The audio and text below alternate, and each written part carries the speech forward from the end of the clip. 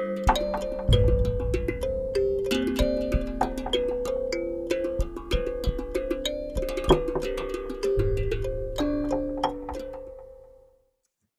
everyone. Welcome to the At Percussion podcast, episode 330. What? We'll be releasing this on May 26th. And I've been digging deep into music history, and I can't come up with anything that sounds nearly as funny as Ben's bad puns. Bad puns? Excuse me. They're so Do Dvorak bad. or don't Dvorak was brilliant. It was brilliant. And I'm going to have to hire you to come up with my own. But actually, so I opened this thing, and I swear to God, the first thing that came up was actually a personal, I'm going to say personal bummer, but it was actually quite a horrible event for me. And I'm wondering if any of you have had similar things. So on May 26th in 2017, Chris Cornell's funeral happened. And for those of you who have never heard any episode of the podcast where I mention every time that I loved him to death, I remember waking up, I think he died on May 18th. He hanged himself and while on tour with Soundgarden. And I remember waking up in the middle of the night and seeing those news, and literally at 3 a.m. and I cried myself to sleep, and I woke up and I cried again, and I cried all day. And that night I was supposed to have a gig at a church, and I could not get out of bed. Like I was so shook because his music was so important to me when I was a teenager that I don't know, that's never happened to me before. I mean, it literally, I opened things and tried to learn about music history, and I saw this first, and I wondered if any of you have had any similar experiences where you, I don't know, felt like you lost a family member even though you did not know this person. I haven't had that kind of visceral reaction, but I've certainly had it, like a sadness that lingered on longer than I expected. Typo Negative singer died. The Ramones singer died. I guess when Kurt Cobain died when I was a kid. I mean, that certainly stuck around, but nope, nothing quite like that. Yeah, for me it was David Bowie. I actually, as much of a classic rock fan as I am, I wasn't super into David Bowie for some reason, and then right before he died I got super into him, and yeah, that was rough. But I was going to say, I knew Ksenija was a huge Chris Cornell fan, and one day I was just listening to classic rock on shuffle or something, and his cover of Billie Jean came on, and I think I texted Ksenija, have you heard this? And of course, like, she had. But it's an amazing rendition of Billie Jean by Michael Jackson, the Chris Cornell version. So check that out. True, that's true. Anybody else? You ever cried over people you didn't know? Whitney Houston, Michael Jackson, any of those? Like, where were you when they died? Do you remember? I remember. I think I've reached the age where I do it all the time for everybody. Like, just everybody hits me at this point. So yeah, 32, Tracy. Yeah, that's it.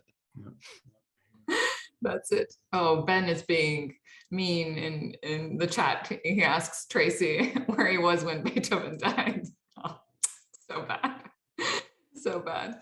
All right. So the other couple of things that happened in music history was, one, Michael Jackson, who we just mentioned, married Elvis's daughter in, what was that, 1994? I don't remember that. Did you cry then, Casey, when that happened? No, not that one. Did not cause any tears. I don't remember that. And then in 1916, this is really interesting. We've already talked about this person, but if you remember Moondog, that famous composer, sort of the Viking of 6th Avenue in New York, it's his birthday today. And what I did not know was that he was blind. Actually, he had an accident when he was a teenager and he became blind, and then you would sort of see him for a lot of the, I believe, 50s, 60s, 70s in New York City, dressed like a Viking. And he even had a Thor altar in his house, so this was an actual thing for him, which was very interesting to me. It does kind of bring up an interesting point. Like, I wonder how you would measure, or if someone's even done a study, like your personal connection to the person writing the music. Like I feel fairly disconnected. Like I feel like the music and the art is pretty separate from the person. Of course, it's not totally separate, but I know a lot of other people, like, you know, they just can't bear certain composers because they know they have a certain past, or they're Wagner's anti-Semitism, like, you know, the one everyone that quickly goes to. It's like they can't possibly listen to Wagner knowing that. Like it literally makes the music like feel and sound differently. It'd be interesting to see like how, I don't know, how that affects people differently, and what makes that strong connection, or what severs it, or what makes it exist or not. Because I feel like mine is very, very weak. Yeah, and I understand. I think I've read somewhere the reason why people feel like the music of their generation is better than music of any other generation is because you're experiencing this for the first time when you're in an emotionally sort of turbulent time, you know, growing up, you're a teenager, whatever, so your hormones are raging, and so you get really emotionally attached to things, which is why you of course argue that they're better in quality, you know, than anything else. And for me, I know that his music came at a time when I was really unwell. Like literally I was in a hospital, I was really sad, really lonely, really scared, and I remember the only thing that made me feel sane was I had my little Discman with his music, and I had a notebook, and I would try to decipher the lyrics and like write my own poetry and so on. And so I literally felt like he held my hand through a really tough time. And so it turned into this unconditional love, even though later he wrote music and published music that I didn't even like. I loved him. Doesn't matter. I'll go to any show of his. It doesn't matter if I don't like that album. I'm just there. He saved me. And I don't have that for everybody, but I think definitely a few people from my childhood and teenage years have sort of penetrated my heart that way. It's interesting. Only that's how you know things aren't interesting to Casey, when he says that's interesting, or like that's funny but doesn't laugh. It's interesting. It is interesting. All right, but now we're going to move on. Let's move on from how troubled I was as a teenager and talk about all of our troubles. We continued the conversation about getting a college teaching gig. And since we've already done an episode on this, which was 5 episodes ago, so check out 325 if you want to listen to our conversation that was more centered around the materials that you're going to present, you know, when you submit your application. Now we go on to the actual interview process. And all these beautiful people in the room here with me have done this before, but I haven't. So I get to learn, and the listeners get to learn with me. So they've all been on search committees. So let's talk about first the phone interview. We've discussed this a little bit previously, saying that there actually are right and wrong answers in there because they're pretty like it's a stockpile of questions. And what's up there? What do you know as people who have been on committees? How does that work? What are you looking for when you interview people? Go, Marco. Yeah. So as far as the phone interview is concerned, the people that are chosen to take the phone interview are the people whose materials impressed us, right? The people that we want to give a shot, having never met them yet. And so in my mind, the goal is twofold. It's one, to sort of make sure that everything that you wrote on your resume that impressed us is true, which it's not that we necessarily think that you're lying, but it's more so like once we talk to this person, we can get a sense of, you know, what their professional achievement actually is, how much of that was spun to sound really good versus which of that is generally impressive stuff on the resume. And then of course to ask what are sort of screening questions you're going to get. We can talk about it a little bit later once everyone has their input, but I do have a list of questions from a search that I did recently that I can share. To sort of screen it, you know, there's a few questions in there that you're going to get everywhere, like what attracts you to this job in particular, and that's oftentimes question number one. And you know what, you know, you might get asked something about recruiting if you're applying for an applied professorship, and for the most part, the people who are going to make it through give very similar answers to a lot of those questions, but it's almost like a way to make sure that you did the homework in advance and that you're someone that's going to bring it, as opposed to someone who isn't taking this phone interview as seriously, or maybe doesn't completely understand how all this works yet. Yeah, I was going to say that one thing when I was doing my first interview, I talked to Casey about is the idea of preparing for an interview. And you would think like, oh, I went to all this school. I know everything I need to know to get this job. Like, yeah, I can show up and do the interview. Um, but like Marco said, there are certain questions that you can just expect. Like if it's probably, why do you want to teach at XYZ University? What's your recruiting and retention strategy are two of the big ones. And a lot of the time now, how will you recruit students of diverse backgrounds, first generation students, and so on? And I don't think that, like, if you rehearse that in your head, you're not going to come up with the most unique answer in the world, but just having like your choice of words and like your beats you're going to hit in your answer, I think that's like one of the crowning achievements of doing well on an interview. And then also, Casey told me about the one of the last questions is almost always, do you have any questions for us? And that's not really what it sounds like. And Casey, I hope you don't mind me sharing, but I remember Casey said he did one interview way back when, and he was like, yeah, so if I need to like buy a new drum head, like what's the process for like who do I talk to? Like how do I get the credit card to do that? You know, it's like that's not the kind of question you're supposed to ask. And so, but that's a great opportunity to show your interest in the program and how you will interact with the program. So, for example, you can say, "Well, I realize that President so and so has a first generation student recruiting initiative. And so I noticed on your website you're doing this, this, this, but specifically do you work on that in the music area?" Something like that. It shows interest in the program, and you should be genuinely curious as to how you're going to participate in those initiatives. So yeah, I think that being prepared for quote unquote the regular questions as well as what questions you want to ask to show that you know their program as well as them. When I was first starting to take interviews, I thought it was kind of weird that at the time my teacher was Kevin Bobo, and he was like, hey, we should, the first time I got invited for a phone interview, he's like, hey, we should have a practice interview. I'm going to call you at a random time this week, and I'm going to give you a phone interview. And I'm like, I'm just going to talk to them and tell them. He's like, no, you should probably get practice doing this. And he was absolutely right, because a lot of those questions are going to be the same. You have to have a general idea of what good answers are going to be. And it's not that you should lie and just say the right thing, but it's more so of knowing, what you need to be prepared. But anyway, Yeah, I thought I would. I was just to say really quickly, I was gonna say, yeah, it's like you don't want your answers to be like scripted, but Yeah, sort of scripted, like sort of have, like I said, your beats that you're gonna hit, especially yeah, on a question like recruiting. Sorry. yeah. I think, more so in the case, it's like prove that you've thought about this before. When someone, if you ask a question and someone's, kind of vocal pause before answering, you can say, oh, good question, and to buy yourself 3 seconds to think. But if you say, oh, I haven't thought of that, then it's like, okay, like delete. But anyway, I figured that I would share a committee that I was recently on. We had a 6-question, well, it was a Zoom interview. Nowadays we do Zoom interviews, right? Which I think is kind of nice because you can have face-to-face contact. We did a 6-question Zoom interview. And I think the way that the format worked for this one was, I believe we gave everyone basically 20 minutes. We had it scheduled in 30-minute blocks.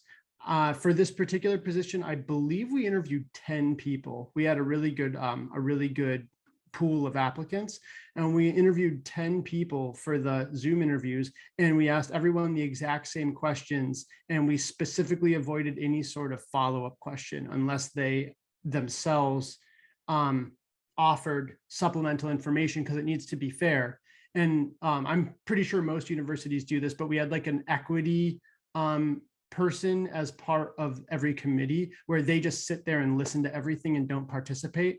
And then they'll either answer questions that we have based on fairness, or they'll interject if something goes wrong, which didn't happen. But anyway, the questions that we asked all of our phone interviews / Zoom interviews were, what attracts you to UTRGV, my school? This typical canned question.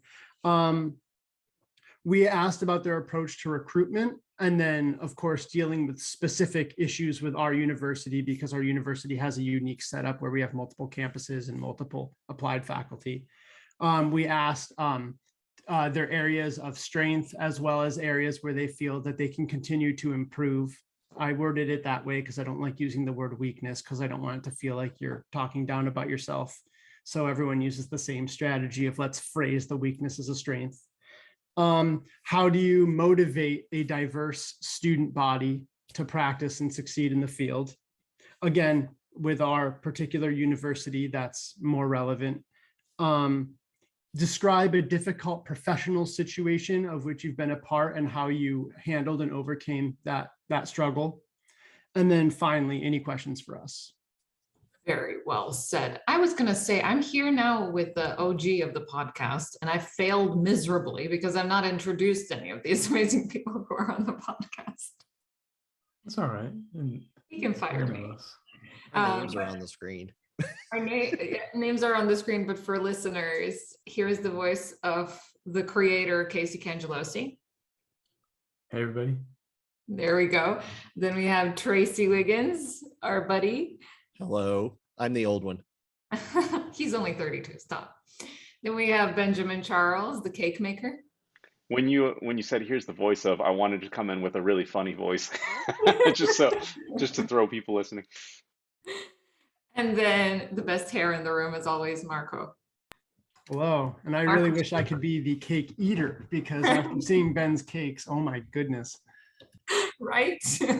Right? Everybody go to Facebook and just buy Ben's cakes. Tracy, you were gonna, so to go back to actually what we were talking about, you had maybe some questions to add. Well, these were questions that I actually, after some of my interviews, wrote down that were asked of me in the phone interview. So these are ones that are showing up in like percussion interviews. So multiple times I was asked my philosophy of teaching, which, you know, that's a document that especially in like music ed classes and stuff like that, a lot of people are asked to do. And I have at least a few times been asked to sort of give my concept of that in the interview. Of course, as Marco mentioned, the why do you want this job, which we all know the real answer to that is I want a job, right? But a lot of times, and from what I've seen, that question is, do you know anything about the place that you're actually interviewing for? That's what they're looking for at that point. I've been asked several times about comfort level with other areas besides just regular concert percussion. So this could be marching, steel drum band, jazz band. If you're interviewing at a lot of smaller schools where people have to wear a lot of hats, they're looking for, do you feel comfortable teaching music theory? Do you feel comfortable teaching music appreciation? Those kinds of things come up. The recruiting thing is a huge thing that comes up everywhere.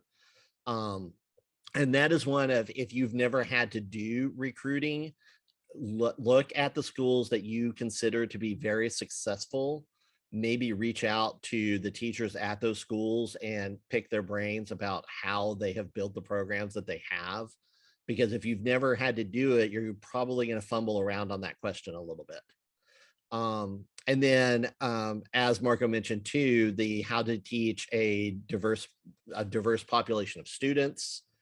And then the other one that I got a couple of times was, what is one of your most significant performing experiences and how did that shape you as a musician and as a teacher? And so that's one that has shown up a few times also. But these are some of the ones I especially find for percussion, especially, how comfortable are you with areas outside of just classical orchestral percussion being something that they're very interested in knowing. So I was going to say, I'd like the room's opinion on something. There's certain, I'll call it, there's a certain category of questions that I don't care for. And they're the questions where they ask you for a very specific example of something. And to be clear, I think it's great when you're talking about your recruiting strategy to give examples of what you've done. But I think I think it was Marco maybe said something along the lines of like, tell us about like a time that you had a conflict with a student or colleague, something along those lines. And the problem I have with those is that in those instances, for one thing, you don't want to talk like, oh, I had this one student that was just terrible and I was always in the dean's office with them, because that's not a good look for you. And I think the ideal answer is, oh, I had a student that was really struggling in classes and I helped them out and turned them around and they graduated and did great with their career. But the problem that I have with those questions is that you're better served to literally just make up an answer that comes out as the perfect scenario than be honest and say, yeah, I had a student that like had a lot of problems and we went to the dean's office and they dropped out the next semester. So in your opinion, I mean, obviously you would probably not share that story, but is it just me or is it like it's better to make up an ideal sounding story for one of those than to, I hate to say it, but then to give an honest answer? Anyone? Yeah, I mean, I oh, wouldn't sorry, do go that. ahead, Casey. I just wanted to correct the question that we had was just describe a difficult situation. It wasn't Yeah. too focused. So we did get some people who gave some deeper, really honest answers. But it was pretty easy to tell, you know, I guess like if someone was kind of exaggerating or not being totally clear, it was pretty clear when people were giving us earnest Yeah. answers there, in my opinion. Well, I was gonna say, and also like sometimes like you might not have an example. Like if you've only taught adjunct for 2 semesters, like 2 years or 2 semesters, something like that, like you might not have had a student complaint. You might not have had a difficult, you might not be important enough, so to speak, to have a difficult situation. So it's also like, well, you know, I want to sound experienced, but I honestly don't have that, you know, whatever. But I think you have to take it from where it applies to you. So maybe you haven't had a student, you know, like what you're calling a difficult situation, maybe after only my first year of teaching, what I considered a difficult situation was getting percussion methods class to do buzz rolls. It's like, well, that's difficult for every percussion methods course, but maybe that's like the most difficult thing I've been up against. I think it's more an opportunity to like share some more philosophy. And I think you're thinking of my example that we practiced a long time ago, along with my embarrassing story of like, I don't know what to ask the dean and I asked the wrong questions or whatever, you know, in like the first couple interviews ever. So like for instance, I think you can show a lot of knowledge, like even if you don't have a really juicy specific story, you can say something like, so it's good to try all the usual things, you know, pull out your planner, pull out the schedule, try to figure out how to help them manage their time better and do those things. And sometimes that works, sometimes it doesn't. And but maybe more broadly, what's more important is just it sometimes takes a few years to get a healthy culture. And what's really great is once the studio's going at a certain pace in a certain way, hey, these problems tend to take care of themselves. And still every once in a while, you know, there's just some kids, there's just simply nothing you can do. Well, like it shows experience and it shows like wisdom and it shows level-headedness. Like it's okay to like, even the best teachers in the world have students that that they can't help have success. And I think it's Yeah, I okay mean, Nancy to say Zeltzman that. had you, so. Exactly. Let's see. Exactly. Like, of course, like, well, and that's a good example. Like, yeah, Nancy, of course, she has students that like didn't, you know, do what they were supposed to and struggled and, you know, flunked out of school. Like, of course that's happened, you know, but Yeah, like, I think it's yeah. okay to show that, like you've seen that and it's like shows an understanding and it shows you're like a practical person to work with. And it's one other thing I was going to say just regarding like all the questions we've already brought up. I think there's of course a lot of good answers, and like say recruiting strategy, for instance, if you can tell them what you've done not and has worked versus what you plan to do, it's a big advantage. I think like that's much more attractive and appealing for me to hear someone say like, oh, recruiting strategy. Well, what I did at the last gig is I did this versus like, okay, well, what I plan to do is this. Like, yeah, you know that that has so much less weight to it. So even if you're auditioning at your first college job ever and you're asked about recruiting, yeah, talk about how you increase the numbers at the high school you worked at, or talk about how you increase the numbers just within your private teaching studio. Like something you actually did is better than like, well, I'm going to go to Allstate every year. Like, well, yeah, no shit. You're going to, duh. Like, yeah, of course you're going to go to Allstate every year. You know, like that's the easy, you know, yeah, well, duh, of course you're going to do that. Let me hear about what you have done, you know?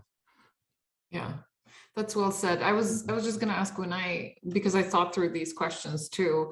And I remember the example that I came up with when it was a conversation about, you know, a challenge with a student.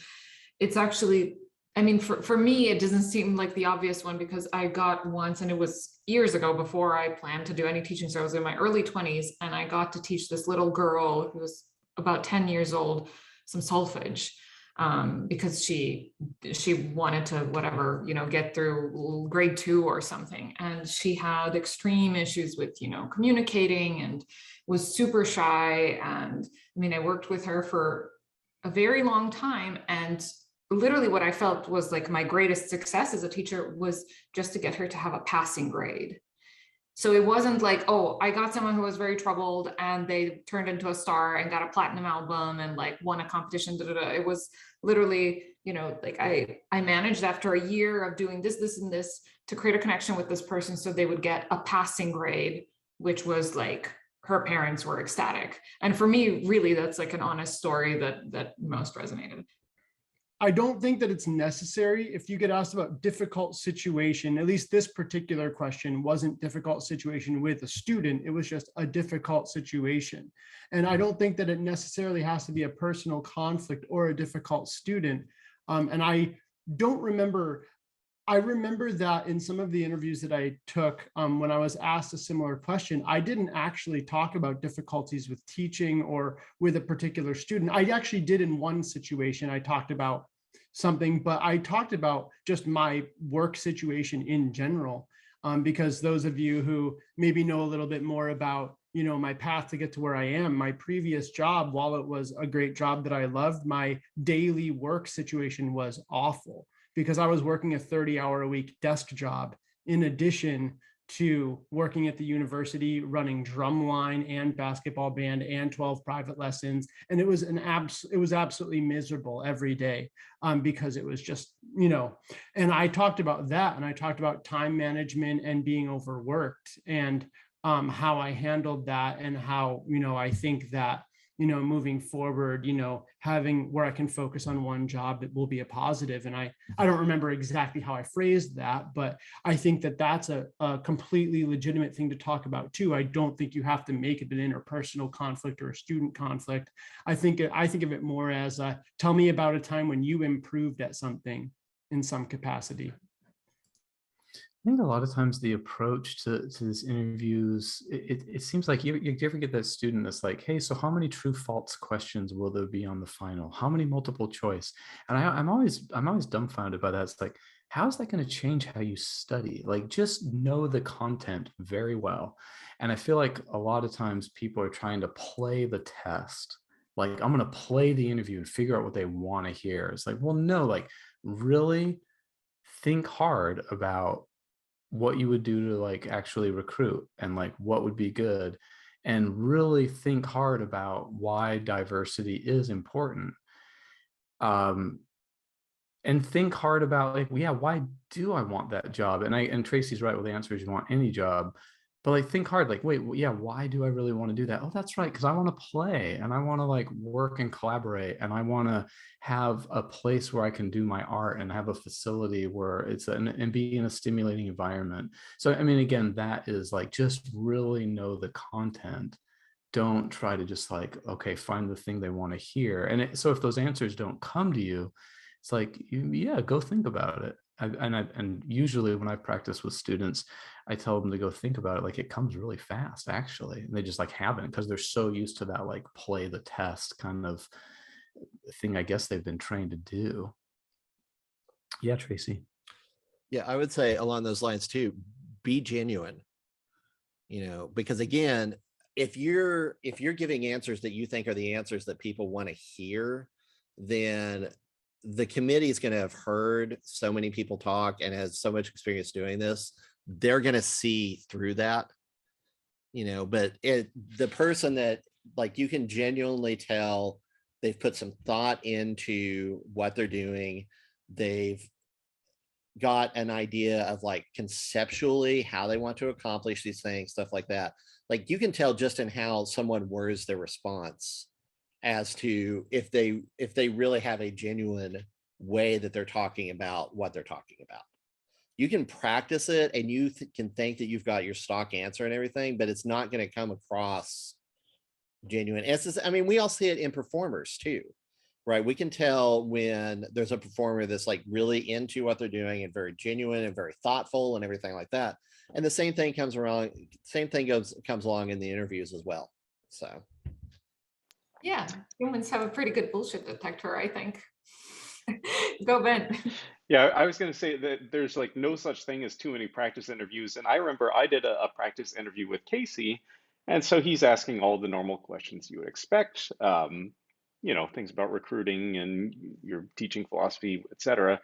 And then we get to the end of it and he goes, yeah, okay. The last question is, are you married?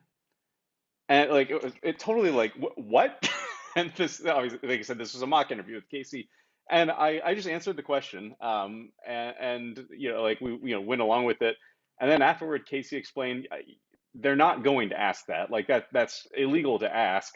But I wanted to ask you that in this practice, just to like throw you, just to see how you would react, like etc. And like it's not a legal question, and it won't ever be asked as a formal interview question. But when I was here, I had my lunch interview, and as we're packing up, we're getting our stuff to walk out of the room, and one of the people on the committee, I won't name any names, but someone's like, "Oh, hey, so are you married?" And I was like, "I'm prepared for this. I'm prepared. Like I know what to do." So I just answered the question. And again, it was not an actual interview question, and the person on the committee just wasn't thinking and just was making conversation. But there's certain things like that it's like it is okay to answer that question. It is okay to speak to your personal life in that way. And it's like, would you rather be the person that gets super offended and throws a big hissy fit, or would you rather just be cool and kind of answer the question? And to be clear, like it's not okay to ask that question, but in my scenario, I felt like it was probably in my best interest just to answer the question. I didn't think he was fishing for anything weird. And then ultimately he just said, "Oh yeah, well that's good. It'd be easier for you to move here if you got the job." That's like all he was asking, trying to make conversation. But I think that if I had handled it, and actually the probably more correct way of saying you can't ask that, it would have been an awkward moment. So yeah, I think being prepared for anything like that is not a bad idea. Yeah, absolutely. And also, if you read into Ben's response and his colleagues' response to Ben saying, that he's not married, that's good. Don't worry, nobody's gonna, check you off the list because you are married or because you have a family, because it's still all about you. And also, if you are married and you move your whole family, that might mean that you're more willing to stay and that And I mean, maybe the right response is like, "No, but are you interested?" Turn it into a joke. Love that. Awesome. So that is the end of it's like, okay, we've had the phone interview, Zoom interview, Skype interview, whatever they are. And that is 20 minutes. And what we do is we prepare. I will say I've heard about these red flags. Number one, I've heard of a person recently who took a Zoom interview while walking. Ahead of time when this is going to happen. Don't be walking around and people looking down, or looking up at your chin while you're holding your phone down. It's not, it's formal. You want to do that. You want to be in a clean space. You want to be, in a space where there's no Wi-Fi issues if possible and noise and just be as presentable as possible. I don't know if anyone has any other red flags that they might want to mention, but like, having your dog barking and you walking it is not a good idea. Yes, I know of someone in an interview that their kids kept running in, and like that's fine if it happens in most contexts. I think we're all understanding that people have families and all, but my colleague that was interviewing this person was like, "Dude, like it's a professional job interview. Like hire a sitter, like do whatever you need to do, but if you're in this situation, you do not want like your kids running in the room. That's not a good look if you're trying to take this job seriously." Well, it just goes to show, hey, if I commit to an appointment, what's my level of commitment? So yeah, right. Like if you couldn't, it's like, well, how do you get time for appointments, or do you, or maybe you don't, yeah, it doesn't, Yeah, and like doesn't look you good. agreed to this time, like Right. if you have a 2-year-old that's maybe gonna run in the room, it's a half hour. Like hire a sitter. It's not that Yeah. expensive, and the cost of the sitter is far worth the value of what you would get out of that. Yeah, that's just nuts. That's just like basically throwing it away. Yeah, I would just say also, I totally understand. And, parents with kids and puppies and whatever, it can happen. But I would reschedule, like if you couldn't, if it fell through or whatever. I mean, yeah, gosh, I mean, yeah, I have a kid. I know what's happened. It's like, oh, okay, the sitter list, like, you Yeah, and like go I all the way through them, but eventually that means you cancel, yeah, and as someone that doesn't have any kids, like I don't mean to sound like unsupportive of parents or anything, and like it makes me feel okay that Casey, who does have a kid that could run in the room, is like, yeah, no, you don't want that to happen. Yeah, just do your best to be prepared. Casey, we're gonna add something. Nope, that was it. I mean, no kids should run in rooms except for Robin, because he's too cute and he can interrupt the podcast, because this is not that serious of a meeting anyway. Yeah, So but he's watching Toy Story right now. That's way better. way better than the podcast. Toy Anyway, Story 1, the original? 2. The order's been 4, Okay. 1, and now we're getting to 2. Yeah, there's 4. All of them Machete slap, order. so. I was gonna say, There. is this some weird Toy Story machete order that we didn't know about? A what order? The machete order for watching the Star Wars movies. Have you heard of that? Oh, Where you I watch 4 or 5, then jump back to the beginning of the prequels. Oh, I see what you're saying. I see what you're saying. No, it's a little more impulsive around here. Like if 4 comes up first, then it's like, let's watch that. So yeah, it's not too planned or thought out. I'm not editing any of this, because maybe people who want to find out about job interviews also want to know what is the best order of watching Toy Story or Star Wars. So you're welcome.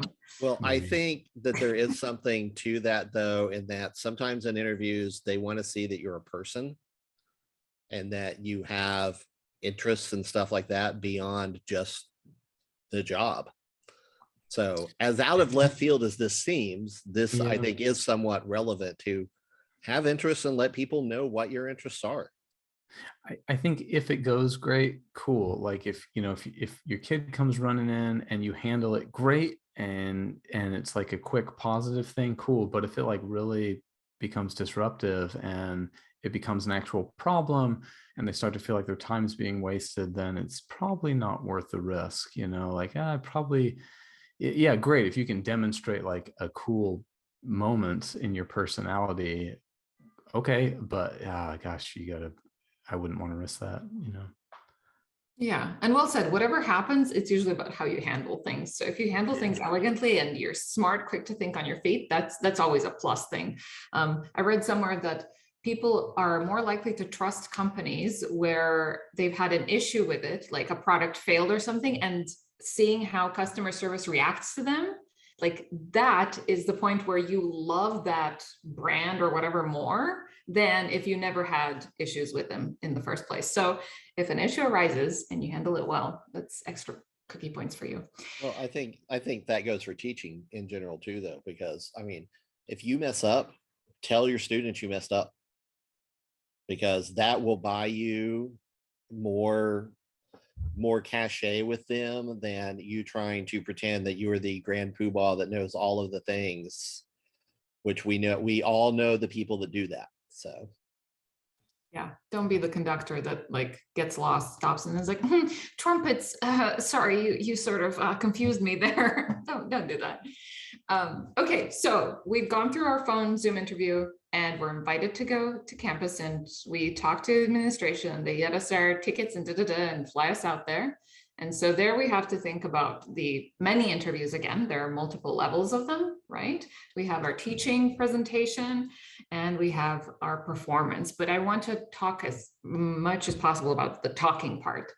So again, people on committees, what have been your observations in those? What are the first things that you notice when you meet someone, and how different is it to see them in person versus over Zoom? Go, Marco. Yeah, obviously, you don't want to you want to be the best version of yourself. You know, a lot of people who are really, really good at stuff to the point where they're getting interviewed for these jobs, a lot of people might be introverted or a little bit socially awkward or something like that. But I think it's more of a factor just doing the best job that you can. You know, if you know, you don't have to be like the most personable and outgoing person, but you have to make sure that your manners are there and you shake people's hands or whatever the appropriate greeting is. And at least, you know, do that just to present yourself the best way that you can. People aren't looking for reasons to reject you, right? We're looking for someone who's going to be the best colleague that we could possibly imagine, that we want to be part of our lives for the next 20 years. And so just being a chill person and being yourself is really, I think, what's important, not trying to, I mean, you are the center of attention. They just flew you out there and are going to take you to all the fancy restaurants and everyone is there to see you. But, you know, other than that big part, you know, just being yourself and being part of the group, at least feels comfortable to me. Yeah, I think to follow up and sort of agree with what Marco said, when you get down to the last two people, they're both qualified. There's no like pretty much I think all the questions are sort of a formality at that point. Like they're not going to bring you in to ask you questions if they don't think that you have a recruiting strategy, or yeah, your recordings weren't that great. You know, like you if you're there, you can play, you can recruit, you can teach, you can do everything you need to do. And the way it was explained to me is at that point it's a popularity contest. And you're just trying to show that you're someone that they want to work with. And that doesn't mean you need to like suck up or anything. Like be genuine, be yourself. But yeah, it's more about demonstrating your personality. And like we just had a search here with two finalists that came in, and they were both fantastically knowledgeable people that I had no doubt that either one would be great at the job. And the one that got offered the position was the one where like, oh yeah, I want to I want to work with that person. Like we just kind of clicked. I want to hear from Cangelosi about this kind of stuff. What's your first impression? What do you look at? What do you notice? It's been a while since I've been on a committee, a hiring committee, but I think for the most part, you know, I agree with Ben. I think it's hard because we all have different ideas of like what, you know, popular means, you know, and I know exactly what Ben means when he's saying this, because I know Ben, but like popular isn't like this is the person I want to work with. Like I feel like there's like definitely don't do that thing that's like don't study all the members on your committee to the point where you can talk about who their teachers are and say like, so Marco, how is Mr. Bobo there at Indiana University, PhD, Marco Schirripa? Like, don't do that. Nobody likes that. That pisses everyone off. Everyone sees right through that. That sounds really creepy, actually. Yeah, I mean, but like it's like a lot of people do that. It's like it's very cheap. It doesn't work. No, just like you can certainly like know who they are and like what they teach, maybe what their specialty is, but only so that conversation's a little easier, you know, just so that conversation's a little easier. Don't like plan your rep around like, okay, there's a musicologist on my committee. Cool. So I'm going to play Josquin on vibes arrangement because that'll really like, no, they're not stupid. You know, they're not like stupid. They know they'll see through that. Don't do that. But really otherwise, like, I think the live interview is really no different than the phone interview. You're just doing it face to face in person. And of course you have additional things, you have additional interviews to do, but really you kind of are, it's not like a whole different ball game really, other than that you're there and you've got performance to do and you've got teaching sample to do. Yeah, Tracy. I was going to say, just following, I think, along with what you were just saying, I know I keep coming back to this point, but I think it's super important. You have to be you. You can't go into this situation and try to, you know, as Casey was saying, knowing who every person in the committee is and stuff like that. You can't go into it trying to overthink what you think each member of the committee is going to be looking for an answer and stuff. Because it's like I said on the last one, I had a mentor tell me once that every person on that committee has a different idea of what the job you're interviewing for is. Right. They all have a completely different perspective on, they can all have read the same job description, agreed to the job description and everything, but they're all going to have a different idea of what that job description actually is in reality. So I think you have to all you can do is go in and be the most you version of you that you can. And if you don't get the position, it doesn't mean it's a flaw with you. It means you weren't the right fit at the right time for that job, for that group of people that were doing the hiring. So. Yeah, that makes a lot of sense. So we are going to talk about the on-campus actual talking interviews, and a lot of people know, but for those who don't, you get to talk to the committee, you get to talk to the dean, you get to talk to, so these are all separate interviews, the students sometimes, right? And maybe even chair if there's a chair of your department. So that's what I remember, having 4 different interviews. Marco, you have some deets. Yeah. I was going to say, sorry, real quick. Here we actually do the vice president as well. Well, if you go study in Tarleton, if you want to teach at Tarleton, then you get 5.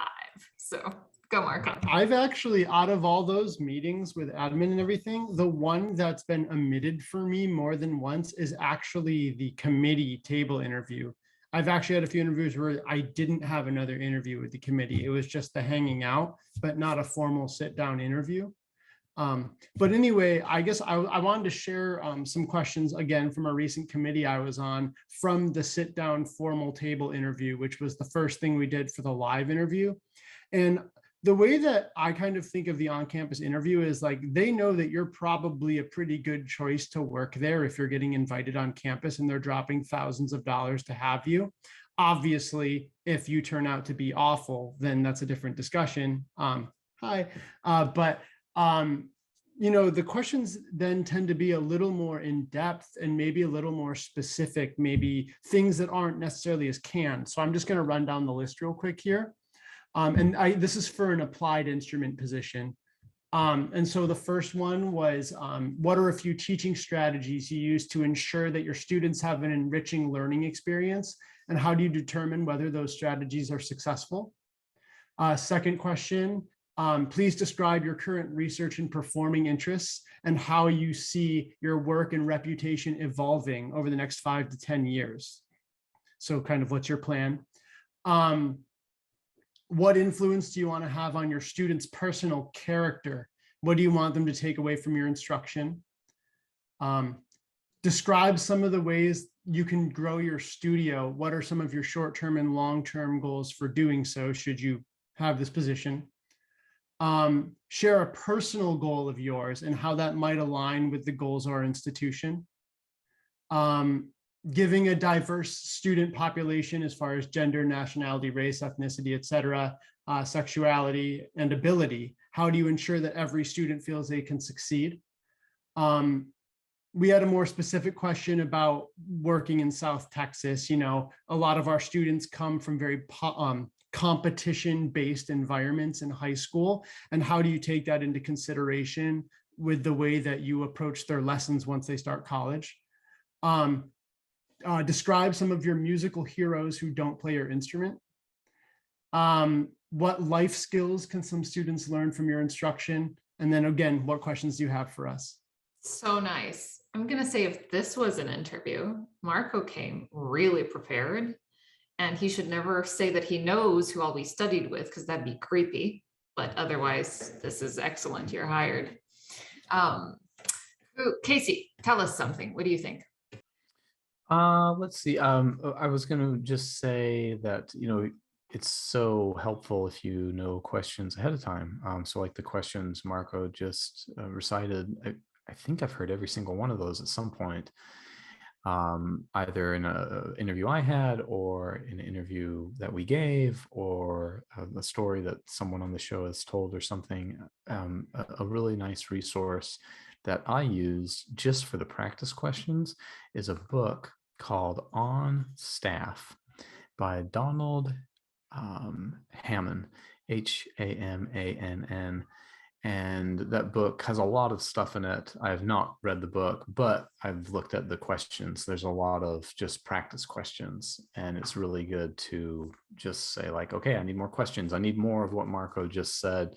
Well, there's a couple of pages of like, hey, here's some questions they might ask you. And another good one is just to go to YouTube and say, type in common interview questions And then you'll get to the stuff that isn't music specific, but it's also stuff that they do sometimes ask. Like they want to see how you're gonna answer what's your greatest strength and greatest weakness. And I agree with Marco. It's like, oh, it's such a lame question. But are you gonna say like, well, my greatest weakness is that I'm just too damn good at what I do? Like, yeah, like, because people do really answer with that. Like, and it's like, no, yeah, I care too much. Like, shut up. No, you're definitely not hired. Like, and I think that's so easy to answer in percussion. I'll give you my answer to that. Like, what's your greatest weakness? It's like, well, I think my greatest weakness is the same Greek weakness that all percussionists carry, which is like, we can't do everything. There's so much in percussion, and you're going to have students coming at you that like drum set is really their thing. And the other one in the same studio is marimba is really my thing.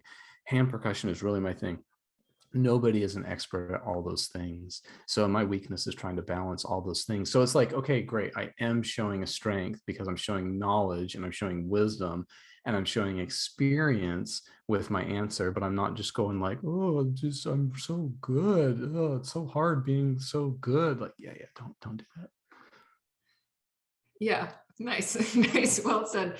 Adding on to what Casey suggested you read, which he hasn't, but I have, and that book is good, but a better book, in my opinion, is The Professor Is In by Kelsky. It's a really, really good book about, getting from getting your PhD or DMA, whatever, to getting a job. And that book goes through a lot of details, like, here's how you should travel. Here is how you should expect that day to go, which means you should have these kinds of snacks literally in your purse, because like it goes through everything, like what you should order at a dinner, what you shouldn't. There are all these things to consider, because it's a beast of its own when you go in somewhere and you're being observed, sort of like 20 hours a day.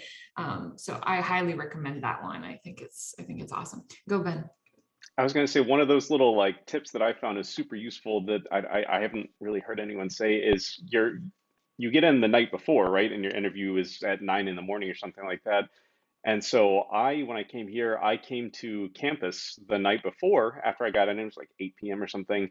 I just walked around campus, and I knew it was the evening, no faculty were going to be around. So I went in the music building and walked around and saw the practice rooms, saw the hallways, and like, that made me feel so good the next day. I was like old hat. I was walking into a building I've been in before. I'm not totally creeped out by the fact, oh God, I thought that the back entrance was the front. I just felt like I was walking into somewhere I'd been before. And that like totally put me at ease. Smart. He's so smart. Ben is so smart. So got that DMA. One of the things that I did think was really helpful, because again, you're being observed the whole time. And I think when I think back to my one experience of having one job interview, I think what quote unquote won my job, how I won my job was when a bird shat on me and how I reacted to that. And again, it's one of those things, it's your child walking in. But how do you handle that? I thought it was hilarious. I laughed a lot. And so maybe they thought I was a good person or something, or I had a sense of humor, whatever. Maybe I fooled them.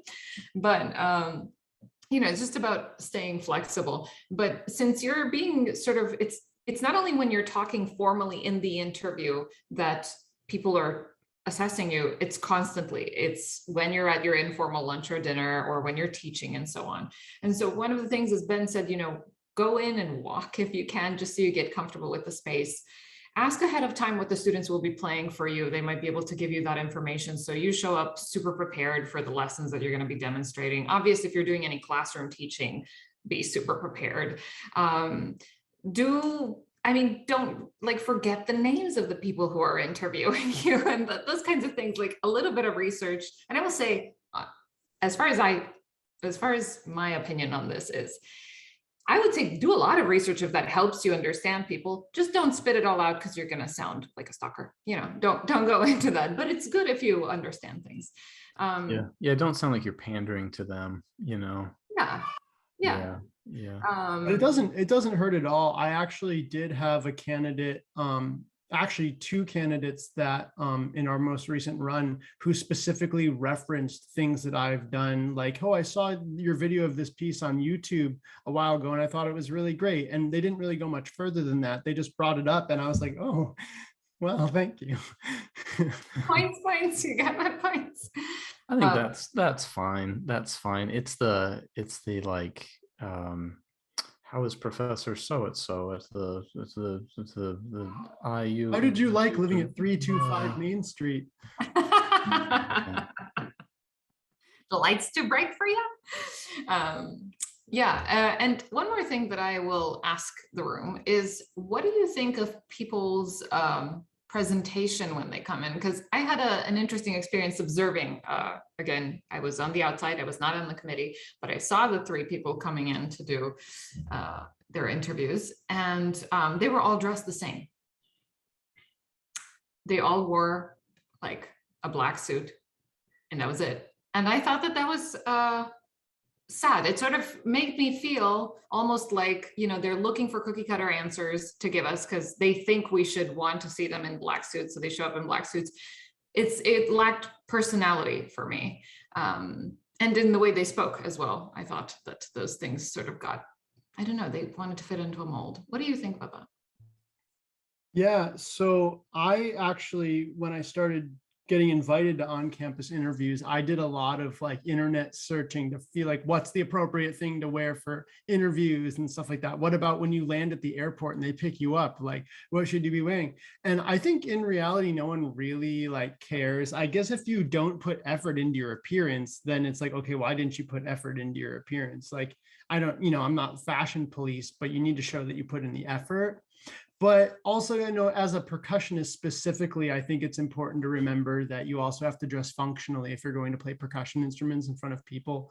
So for me, I just basically wore what I would normally wear to work every day. But then the day of my interview, it was just a slightly jazzier version of that, where it was like, I think for one, I wore these specific pairs of khakis that I have that are a little bit stretchier, so it's easier for playing marimba. But then I paired that with, a shirt and a tie with a jacket.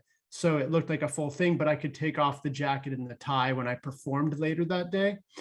So it kind of accomplished the nice suit, but I don't look like I'm at a funeral. And then I can also take off parts of it to play without it being awkward. And that worked out pretty well for me each time.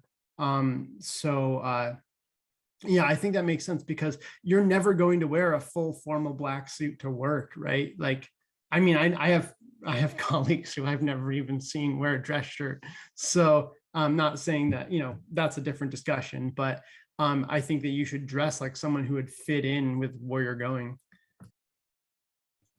It's probably important to show them like, hey, if I did have to speak at the something address, or I did have to speak at the podium on audition day, or if you did ask me to speak at the College of Visual and Performing Arts commencement ceremony, like, yeah, I can like play the part of this person that you would need me to hop into. Like, yes, I can do that, and that is in my my repertoire. So show that somewhere. Yeah, I think. Yeah, I mean, I wouldn't play it too loose with the interview stuff. I think they're just like you put your paper in Times New Roman 12-point font, like wear your black suit for your interview. But I think the performance is it's almost an advantage to do something maybe a little daring. Your Ksenija's sequin dress or red pants or something like that. I think it shows personality, which is not a bad thing. But again, there's places where you want to show a lot of personality, and like Casey said, places where you want to be able to play the part and be a professional.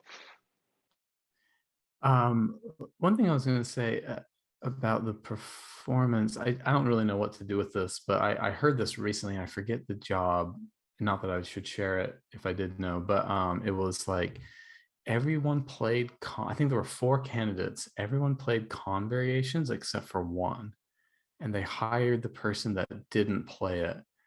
And I know we've talked about this on the show before, of like, what should you play? And because I know I've made this exact comment before, I think the people that we think are the composers that everyone else knows isn't necessarily true. Like, we think, oh, Vignau, everyone knows Vignau and everyone knows Mark Applebaum.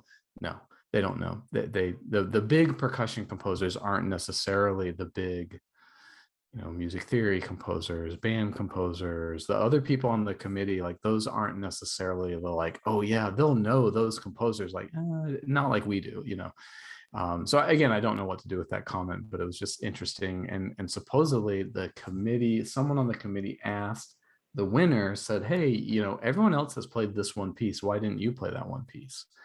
And I don't remember what the answer was or if it even matters, but I just think it's interesting that, like, no, like con variations isn't necessarily, you know, they're not going to be like, ooh, whoa, choppy, hard, crazy hard marimba. That's what we really want, you know, like, yeah. Anyway, yeah, Ben. Well, I think also, again, like I was talking about showing personality, like I don't think there's anything wrong with playing con variations, like if that's your Sure. piece. And like when Svet Agreed. does a job interview, Svet should play con variations. For sure. But yeah, I mean, it's funny, Casey, hearing you talk about like no one knows these composers. Like the composer that actually pops into my mind is Elliott Carter, because especially a music theorist would know Elliott Carter. But we all play those 8 pieces for timpani because they're very important. They're very good teaching pieces and all. But I don't know any percussionist. I literally cannot think of a single person that's like, oh yeah, like actually, well, Stuart Mars being the exception, like, oh yeah, Carter is his wheelhouse. Like that's his rep. And so yeah, like I think like just knowing Marco and what Marco does, like he has so many of his own really interesting, unique compositions. Like Marco should be playing Marco's pieces, or Casey also. Like Casey should be playing some Casey Cangelosi on these things. It would be weird to me, yeah, if Casey walked in and played like con variations and canaries and a Cerrone etude.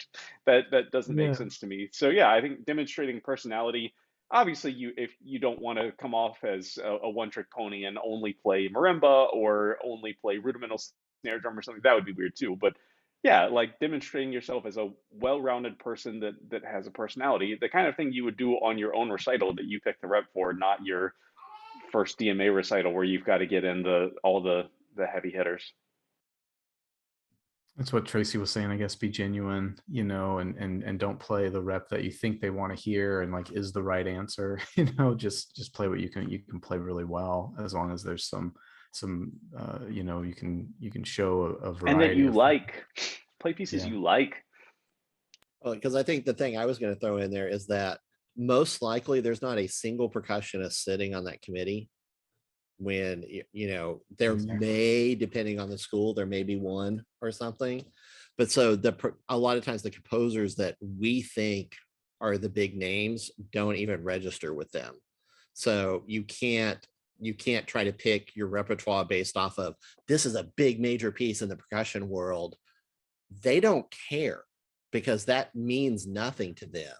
So it 100% has to be, I love this piece. I feel really strongly about this piece. I have a solid connection to this piece. And so this is why I'm going to play this piece for you. Yeah, absolutely. Just, it's really important. If you like the music and if you're actually like jamming out as you're playing, that is way more important than whatever name or whatever piece, you know, you're playing. Okay, so let's talk about admin interviews. Oh, Marco reads my mind. So which of these do you all think are the most important? I have a feeling it's the actual committee interview because they have to suggest you to go up or down, you know.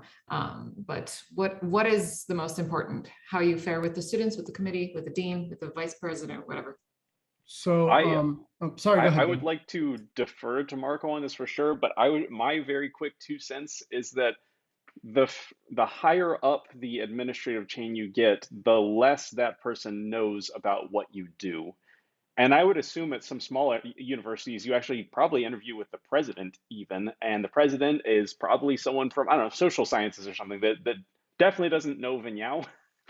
And so I would say that, in my opinion, the higher up that administrative chain you go, the more you're just trying to come across as not a deal breaker. You don't want to go and seem completely incompatible with the president.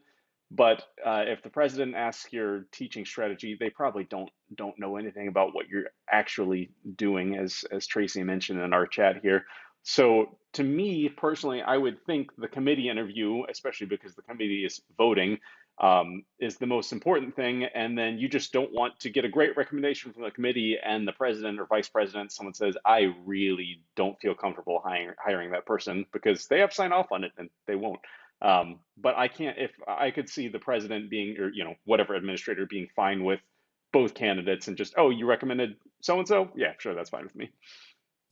Yeah, yeah, I think understanding the workflow is probably a helpful thing, knowing that the committee is appointed to do the search. And then really what you're doing is the committee makes a recommendation of who to hire, or I guess the order of the finalists, because obviously if someone turns it down, they're going to offer it to the next person on the list unless there's an issue. But yeah, you're going to go to your interview and you're going to have interview time with, like we already said, the chair and the dean and maybe the provost or something. And a lot of those situations, in my experience, have been pretty similar, where they ask kind of similar questions to the table interview as far as like your research plans and where you see yourself. They might not ask questions as specific to teaching music, but they're going to ask you about recruitment and research and similar questions. But a lot of those interviews too are them trying to sell you on the university. They want you to be enthusiastic about working there. They spent the money to bring you out to campus. They're obviously considering making that, whatever it is, $1 million investment that the Board of Trustees has to agree to hire a new tenure track line, because that's like how much it costs over however many years. You know, so they want you to be excited about working there as well. So that's part of what it is too. In my experience, it's been a lot of them telling me stuff about the program, and the higher up I get, the more it is them talking to me as opposed to me participating. But once the committee makes their decision on what they want the order of offering the job to be, they send it to the department chair, and the department chair is like, hey, thanks for your good work, this looks fine. They send it to the dean, and the dean's like, yeah, that's cool. And then they send it to the provost, and the provost is like, I don't care. And then they just like check the box, and then, you know, it goes through. So yeah, the higher up you get, also it's sort of like the less they know about you, the less they sort of seem to care. So pretty much, unless there's a major issue in one of your interviews, whatever the committee decides is just going to be approved by all those higher up people. They don't even participate, at least in my experience, they don't even participate in the deliberation of who's going to get hired. Yeah, I was going to say, here, our chain of things is very similar to what Marco just described. We actually do have a musician who's our dean. So there is, like, you do go through the committee, and then it goes through the chair, and then it goes through the dean. And when you have the meeting with the dean here, you are talking like musician to musician, which I know is very much not the case at most schools. We're unique that even in a College of Arts and Sciences, we have that. But in my experience too, when you get up to like the provost or the president level or anything like that, a lot of times that's, you know, yes, them selling you on the school and stuff like that, but it's also them just wanting to find out, like, have a conversation with you, like person to person, right? They want to find out if you're a person that they can sit down and talk to. And if you like get really squirrely or weird or something like that in the conversation, you know, they're kind of looking for, do they feel comfortable with you in the room? Because, you know, what they're looking at is, I think a lot of times, is this is a person that down the line, especially the provost level, they're going to have to make a decision on whether or not they can grant you tenure down the line. And so they're starting to form an idea of who you are in that initial conversation for something that's going to occur 5 years down the line. And so I think the more like just personable and comfortable you can be talking to them, and really being able to explain, like have an idea of how to explain what you want your program to look like, what you foresee your program looking like, and being able to explain it to someone that's not a musician. Because we can explain our perfect ideal program to everyone that's sitting in this chat, and with the shorthand and the jargon and everything else, and everybody's going to understand that. And a provost or a president or somebody, they're going to want to know, what is this program going to look like? What is this program going to do for the school and the university as a whole? Right? Those are the things they're looking for. And I just wanted to share a quick short experience, because Tracy mentioned about the concern of your path to tenure, and are we hiring someone that's going to be able to get tenure? And I think that's really important, because we talk a lot about the teaching and the recruiting and stuff like that. But that's all encompassed within, are you going to be able to get tenure, or are they going to have to spend all this money to find someone else once you don't get tenure? right? And so I just wanted to share a quick experience about one of my dean interviews where they were looking through my resume and they're like, hey, you know, there's some really impressive stuff on here, cool, all the normal stuff. And it was a lot of the dean talking to me, just telling me about the school. And he's like, and I noticed like you have a lot of published compositions and you do all this stuff, and that's really cool, but I want to make sure it's very clear that, you know, based on the description of your position, that's not something that's going to bring you to tenure. Like, that's all cool, we're happy that you're doing that, but that doesn't contribute to you because your field is percussion. And while, okay, you can make an argument on why you're composing and the pedagogical value, composing isn't what gets you tenure in this current position. Like, how do you feel about that? Does that make sense to you? And so you have to be prepared for maybe some discussions like that if they look and see that you're very invested in something that's not very specifically related to your job description. Were they correct about that? Like, doesn't that count towards your creative activity and stuff? They certainly don't mind that I'm doing that. Yeah, but it's just not teaching, but well, so, as far like, as my research is concerned, they're looking for things that deal specifically to percussion, such as percussion performances, writing articles about percussion and pedagogy thereof. When I submit stuff involving my composing, they're definitely not mad about it, but they're very clear that that should not be the center or the focal point of what my creative activity entails. I disagree with them. Yeah, I do too. I'm not agreeing or disagreeing. I'm just describing the I would situation. say you can disagree with them, but they get to make the decision. They Of get course. to define what it is. So, But isn't it towards your recruiting, your writing for percussion, that's related to percussion? I mean, it's like everything's still related to percussion. It's like, it's not teaching, sure, you're writing, but it's outreach, it's writing, it's recruiting, it's visibility, it's yeah, anyway, interesting. I agree with all of that. But we won't put Marco on the spot. He does his beautiful work anyway. Yeah, I just wanted to make it clear that that's something that could happen in your interview to be prepared for. No, that's super good. Good to share for sure. Actually, Tracy, I think it was Tracy brought up a good point of like, they might be right, they might be wrong. I think probably wrong, but you don't get to make that decision for them. And like, could you imagine if you got super defensive about that and acted really offended and etc.? That would be weird. And a somewhat parallel is in my interview here. One of the things they said is, would you feel comfortable arranging for marching percussion?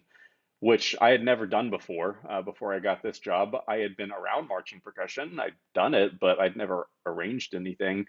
And I said, yeah, oh yeah, absolutely. I'll do it all the time. Totally like old hat. And walking out of the room, I was like, all right, I got to figure this out if I get this job. And it was fine. Like I'm not writing for Santa Clara Vanguard here. Like I can do it. I intellectually, I knew I was capable of it. I just hadn't done it. But yeah, I think what do you say if they're like, oh, cool, like, can you send us a copy of one of your shows? Yeah, I mean, I'd be happy to when I get back home, you know. But you haven't written a show. But it's like, I get back home in about 20. Like if you say no, I definitely don't feel comfortable doing that. I've never done that. You've lost a job like that. So like, it might be a con, something like that.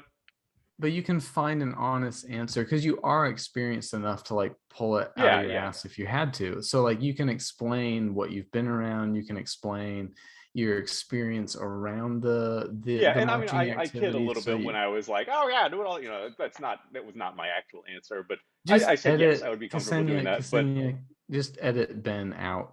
Yeah, no, please. But no, I remember John Parks talking about this, and he said, yeah, there's certain questions like, how would you feel about playing tabla at an Indian dinner party? Like, sorry, I can't do that. And you'd be stupid to say that you could, but there's other questions where you might sort of weasel your way around saying, yeah, I could do that even if you've never done it. Sure. But you also have to be prepared to be able to do it when the time comes up, because somebody's going to remember that. Yeah, definitely. Yeah, and so far so good. I haven't gotten fired yet, so. He's doing well. In He's fact, I doing- got hired a second time for a tenure track here. So There you go. There you go.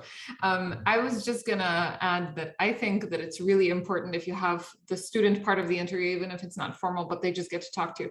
I think it's really important that you connect with the students, and that if the students are really excited about you, and that's the like winning the popularity contest, if they're all, Casey talked about this before, if they know about you through your compositions too, or whatever way, they're like, oh my God, this person's coming to campus. I think that's a huge plus, because that's them already seeing how you've solved recruitment, because people know about you. And let alone, I mean, the fact that if students respond well to you, they will learn better and like everything goes better. So Tracy. I will say on that, I, at least in my experience, haven't necessarily seen the student feedback and stuff like that win someone a job, but I have on numerous occasions seen people lose the job on the student feedback. Oh, wow. Okay. Because the students just like, I'm not saying like the student feedback is not necessarily what's going to push somebody over the top all the time, but in my experience, if the students have like no connection to that person whatsoever, like they didn't feel like the person was personable, they questioned some of the information that was being given or whatever, that even if the committee doesn't necessarily catch all that, because again, they're not percussionists, but the percussion students do, then I've definitely seen it tank some people in interviews. Yeah, well said. I have a few questions from the community that I'd like to do as rapid fire. So there's a bunch of them from Justin Ball. Justin had 6 questions. The first one, how important is it for the committee to keep everything consistent throughout the interview process for each candidate? We already mentioned that like the phone interview has to be the same, but then once you get on campus, things are a little bit different. You say yay or nay, what you all say. Thumbs up. Yeah, it's got to be fair. It varies. It depends on what they're being asked to do. Sometimes the university policy is super strict. Sometimes it's looser. So generally, it's important, but it's not always like going to be super strict. I think you have to err on the side of consistency. I was going to say, Marco said something about in their Zoom or phone interviews, they didn't do any follow-up questions. And I found that follow-up questions were usually leading. And like after I started doing it, I was like, I'm kind of giving them the answer in my question. And so, yeah, like I don't think I would ever do a follow-up question ever again. Like if they didn't say it, that's on them. We literally had an equity like consultant on all of our meetings to make sure everything was done fairly and consistently. But that varies. Like I've never seen that, We haven't had somebody in on ours, but we always have to like sign. We have to like sign documentation, and all of our questions have to be submitted in advance so that they can be approved by the people that are involved with all that. A lot of it's the diversity thing too, trying to expand the pool and making sure that questions aren't geared against that as well. Yeah. Second question was, what happens when nobody gets the job? How often does this happen? So a failed search. All the time. Mhm. If you're lucky and you work at an institution that can afford it, they will redo the search. And if they can't, then sucks the suck. And they might lose the line. They might fill it with part-time help. A lot of the time it'll be like a 1-year like interim person. Mm-hmm. I won't obviously talk about the situation, but I am familiar with a situation where all 3 people who were offered the position turned it down, and then they ended up inviting the next 4 people on the list. And then 3 more people turned it down, and it ended up being their 7th choice who accepted the position. Wow. Granted, as far as I know, that particular person is very good. Was that anyone in the room here? Was anyone the 7th choice? It was not a percussion position, and I'm not sharing it on the air. Yeah, of course, yeah. I mean, I've been on committees where I voted to fail a search before, because I mean, again, you can go through all of the process and you can go through the interviews and everything seems fine, and then you get to campus and something doesn't seem right. The connection isn't there. And I wrote about this in this long Facebook post that I have. I never believed in the whole it's just not the right fit thing until I started being in situations where I was like, that's not the right fit. Yeah. and it happens. I'm really happy at JMU when I hear about a failed search, because it means they didn't have to do what Marco described. Like, they didn't have to go through and yeah, true. Like, I bet you could go top 20. There's all good people, and there's a lot of good people out there for sure. So I don't doubt for a second that number 7 was actually should have been number 1. There's no doubt about that. But it makes me very happy when I see, like, oh, cool, we could afford to put this off till we were happy with whatever we could get. I mean, the whole thing's imperfect. There's, Yeah. it's all a crapshoot. It all depends on what the pool is when you get it. Yeah. What the pool is depends on what the job description is and how it's worded and everything else. And so all you're doing is trying to find, out of the people that applied for the job, the best person that you can for that job. And sometimes you just don't find that person the first time around. Yeah. Talk about the importance or weight of the teaching demonstration versus the performance. What do you think? Is it, I think 50-50 or 100-100, I don't know. I think it's super duper. I think, you got 5 people on your committee approximately, and to some of them that's going to be more important than the performance. To others, it's going to be less important. So that to me means it's super duper important. I would say the advantage of the performance demonstration is that you can fully prepare for it. And so, yeah, like, your performance has to go excellent every single time. There's no excuse to not have a good performance, although of course it does happen to all of us at some point. But the working with the students, I think that's a lot harder to prepare for, and you have to do everything you can to prepare for that. Like, especially if you can get your hands on what the pieces are. Hopefully you've played them before, had students play them before, and you can speak intelligently to them. But yeah, I've seen the teaching demonstration is, I think, a lot harder to do because, like, it's so much more unpredictable. One of our friends messaged me recently, said, hey, I have a job interview. I think one of the students is playing one of your pieces. Can you send me a copy? Yep, sure, here you go. Because they want to do what Ben's saying. They want to study it. They want to be prepared. And so, yeah, you be just as prepared as possible. And if they do tell you, oh, the students will be playing the following pieces, yeah, you get those pieces right away and you start studying up on them, and you take every advantage you can and play every good card you're dealt. I was going to say one other thing that you need to be prepared for, and I've heard of this happening twice, one of which was actually at a very prestigious school. You need to be prepared for, maybe the students can't play their piece. Maybe the percussion ensemble is just not very good. And what do you do when it's just not good, when they're missing notes left and right or something like that? And so I don't think I should mention this, but there needs to be a noticeable improvement from when they started to they finished, or when they finished. Or if it's a classroom teaching demonstration, they need to have learned something. If they get to the end and it doesn't seem like they've learned anything, that's not a good mark. But yeah, like, what do you do if a student's playing the Bach cello prelude in C and they don't even know how to play a C major scale? Like, what do you do? And so having a strategy, maybe you can talk about how to practice, or something, some sort of go-to for that situation. Hopefully that's not the case, but like I said, I've heard of it happening twice, one of which was at a very prestigious school. Awesome. We've answered a few others that he had, and then discuss whether, this is very new for me, discuss whether or not all search committees hire third-party organizations or companies to select the finalists for a position. If not, how do they avoid bias and discrimination? That's a great question. I've never seen that, but I would wonder how the third-party company would not be biased. Would not have bias and discrimination as well. I mean, or how the third-party company would know what they were even looking for. Yeah, I don't think that really happens in our job field. I think it does for admin positions, sometimes like deans. Is that right? Yeah. You'll see headhunters for like provosts, presidents, stuff like that. But I don't see how that would even be. I mean, maybe that's what we all need to do to retire, is create that company for like our field. Yeah. I was going to say also, I mean, maybe I'm being a bit altruistic here, but most educated university professors are aware of biases in academia and diversity issues, and I think most people are pretty conscious of that.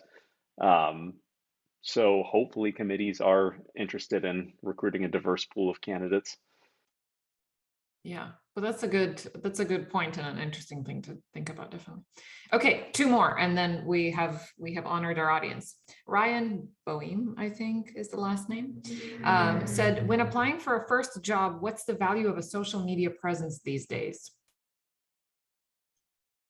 Again, it varies. Sorry. I'm sorry, Marco. I was going to say quick. Again, it varies. I mean, some people on your committee are going to think it's a big deal. I think that's a big deal as long as the content's good. But then other people on the committee think like, well, I built my whole career without a social media presence, so they don't care. I mean, again, it's one of those things like, hey, if some of the people care, it's probably good that you have it. So you probably want to do it. And that's it. Yeah, I was going to say it's very much on a case by case basis, but I do know that Carly, our friend Carly, that got the job at Shenandoah Conservatory for, I guess this was her first year. She said that was one of the things they wanted, is someone that had an active social media like recruiting strategy, and that was a large part of why she got it. I don't do that at all, and I'm terrible at that, and I got a job also. So case by case basis. I once got an invitation to apply for a job based on what people saw on my social media. And my social media is like my portfolio. So you can see it's like my calendar, and you can maybe see highlights of things, but it turned out to be important. And I think Casey's right. You might have on your committee people who do use some platforms that don't use others and so on. But one thing that I've found out about young people, at least, is that they search for you first on social media. They don't even Google you first. They go into their Facebook, Instagram, whatever, and they look you up there. And so if you're there, it's good if you look awesome. Go ahead, Marco. Yeah, just the other thing is having a great social media presence is awesome, but it's also really important to make sure that you don't have a negative social media presence. I think, last time I was on the committee, I looked up most of the people, at least on like Facebook, Instagram, just to make sure they didn't look like horrible people that were posting like all kinds of like really negative things all the time.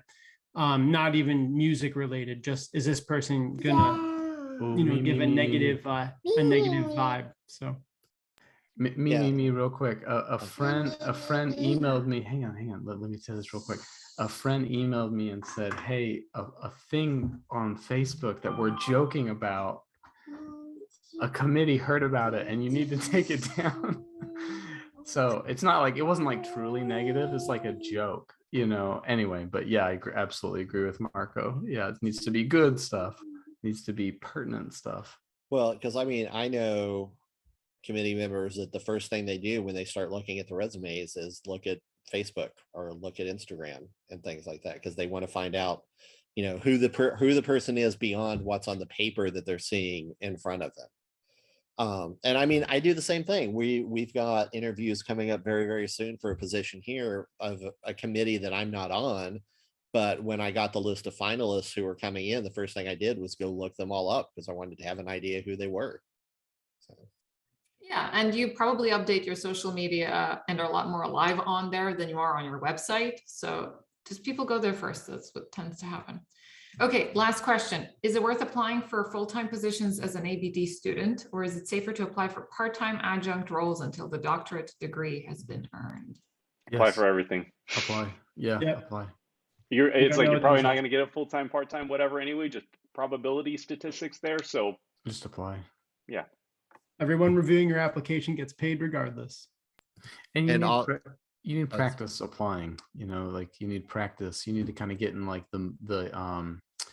someone on our podcast a long time ago said about competitions. Like competitions are just kind of like a way of life. Like if you want to be a performer, then competitions are just something you do, and it just becomes something kind of like in your routine, and applying needs to be like that too. Sorry, Tracy. No, I was going to say, I think along that same vein, you never know who else has applied. And I tell my students this about competitions all the time. You don't know who else has entered that competition. I've had students enter competitions that they didn't think they had a snowball's chance of doing well in, that ended up winning it, because you don't know who else is there. And the same thing with these hiring, with these jobs, you don't know who else has applied for it. So it's as I tell students all the time, the only way that you guarantee you don't get the position is to not apply for the position. I tell people every day, like if Caleb got a job, you can get a job. And I think it's just important too, like, you know, a lot of people do start applying pretty early on, and that means you're going to send a lot of applications you never hear back about, or you're going to get the rejection letters however many times. And it does get a little bit discouraging, but it is important to remember that you're learning how to do it. You've written good cover letters, you have your stuff all formatted and ready to go. And for me, it was almost like a switch flip. Like as soon as I officially had my doctorate, all of a sudden I'm getting interviews for everything. And I'm sending the exact same resume, just with that one line says something different. So getting the practice and that warm up is not bad. Yeah, absolutely. They say that it takes like 2 or 3 years to get a job. So just start applying early. So maybe that lines up with as soon as you get your DMA, but it didn't work like that for all of us, Marco. Not all of us are shining stars like you. Sorry, one more thing. A lot of jobs are interested in ABD, and they're interested in people that are just at the start. They might not be interested in the big hot shot. Honestly, like if you think, oh, I'm not really a big hot shot, I shouldn't do this yet. But like a lot of jobs, that's actually what they want. They want someone who is at a certain point because they think they'll stay for like a reasonable amount of time, and they don't think like, oh yeah, this person is like overqualified, and they will just like be here for a year and get another job very soon. A lot of people don't get consideration because of that. Yeah, well said. Final thing that I'll just mention, it's a comment from Adam Kauger, I believe, is how I pronounce his last name. But he said, my 2 cents as a tenured community college faculty member. Community college jobs are often fantastic, but very different from working in a university setting. Teaching skills are way more important than, say, scholarly research or performing nationally or internationally. When applying, your CV should probably look a bit different, be willing to and able to wear multiple hats in a music department, for example, teach music, gen eds, theory, music technology, etc. And I mean, I don't know about community college teaching, but that sounded fair to me. I think that's a thing. So even if you start applying and you're applying for everything, you might really need to tweak your application, you know, depending on where you're going for. So Tracy. Yeah, I know here in Alabama, we're like right next to Mississippi has a huge community college thing. And like the community colleges there have, you know, huge marching bands and great scholarships and stuff like that. And a lot of those students are there for 2 years, and then they come to us for, you know, to finish their degrees and stuff. And so I know a lot of people that are making a really good, solid career doing the community college thing. So I think that that's definitely something. Don't discount those positions when you're looking at jobs. And, you know, again, look at jobs that, you know, the first 2 jobs that I had, part of my job description was being the marching band director. In fact, that was the title above being the percussion teacher at those jobs. And I was able to get those jobs because I had a background at having done the drum corps thing and stuff like that. That opened up a broader realm of jobs that I could apply for. So I would say don't just apply for just strictly percussion jobs, but also look at jobs that a lot of times a job is, we're looking for a theory person that it's open-ended as far as what instrument you play. They may not even define what the instrument is and stuff like that. So don't just search for percussion jobs. Like look through the whole listing and look for other jobs that you could also fit into, because that's going to give you a lot more options and could put you into a really good job along the way. I've been applying for modeling jobs. I've only gotten a few interviews. I was going to say one thing that to kind of dovetail what Tracy said. I've heard some people say something along the lines of like, "Oh, yeah, I mean, but you don't want to get pigeonholed as a community college professor, or you don't want to get pigeonholed as a marching band director or something like." Because once you're a marching band director, it's kind of hard to like shake that and get. It's like, listen, if you need a job, like you need a job, and having a job in music as a professor cannot be worse than not having a job. That's like insane to me that you would turn down a job because it says assistant band director / percussion professor over not having a job. Now, I wouldn't leave a tenure track percussion job for that probably, but yeah, if you need a job, like don't turn your nose up at something like that. It will not be bad for your career. I mean, I won't like specifically name anything because people can probably figure it out anyway, but some of us in the room might have not taught at the most prestigious university in the world before our current job, and that was fine. Like it's a resume builder. I mean, the other thing is the couple of jobs I've had, part of my goal was to build the program to where I built the program to the point of where I couldn't also be the marching band director anymore. Right. So that's the other thing, is that then you prove that you can grow a program as well. So again, you can start out in these positions where you're teaching music appreciation, where you're teaching in these other things, and you can grow your program to the point of where you outgrow that being a part of your job description. So I think, again, not worrying about getting pigeonholed as that, grow the program. Yeah, well said. What a room of wise young men.